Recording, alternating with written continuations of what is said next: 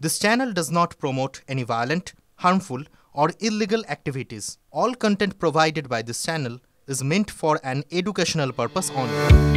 আজ 1 এপ্রিল থেকে দাম বাড়ছে শতাধিক ওষুধের। প্রত্যেক অর্থবর্ষেই নতুন দাম নির্ধারণ করে সরকার। আগের বছর হোলসেল প্রাইস ইন্ডেক্সের ওপর ভিত্তি করে দাম পরিবর্তন করে কেন্দ্রীয় সরকার।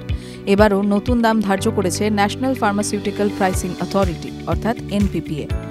একসঙ্গে প্রায় 900টি ওষুধের দাম বৃদ্ধি পেয়েছে। সাধারণ মানুষের নিত্য প্রয়োজনীয় একাধিক ওষুধের দামও বেড়েছে বলে জানা যাচ্ছে। তালিকায় রয়েছে সংক্রমণ, ডায়াবেটিস, হার্টের সমস্যা সহ একাধিক রোগের ওষুধ। প্রায় 1.74% করে মূল্যবৃদ্ধি হয়েছে বলে জানা গিয়েছে। নতুন দামের তালিকা অনুযায়ী এবার থেকে অ্যান্টিবায়োটিক অ্যাজিথ্রোমাইসিনের 250 মিলিগ্রামের প্রতিটি ট্যাবলেটের দাম হবে 11 টাকা 87 পয়সা। 500 মিলিগ্রামের ট্যাবলেটের দাম হবে 23 টাকা 98 পয়সা।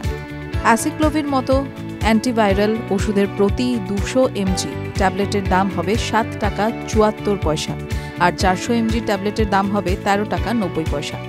দাম বাড়ছে পেইন কিলারেরও। 2.09 টাকায় বিক্রি হবে ডিক্লোফেনাক। ভারতে জরুরি বা এসেনশিয়াল বলে যেসব ওষুধকে চিহ্নিত করা হয় সেগুলির দামও বাড়ছে। সেই তালিকায় রয়েছে অ্যানাস্থেশিয়া, অ্যান্টি অ্যালার্জি, নার্ভের ওষুধ, হার্টের সমস্যার ওষুধ, কান, নাক ও গলার চিকিৎসার ওষুধ। তালিকায় রয়েছে প্যারাসিটামলও। দাম বাড়ছে হার্টে বসানো স্টেন্টেরও। যে সংস্থাগুলি স্টেন্ট তৈরি করে তারা 1.74% দাম বাড়িয়ে বিক্রি করতে পারে বলে জানিয়েছে এনপিপিএ।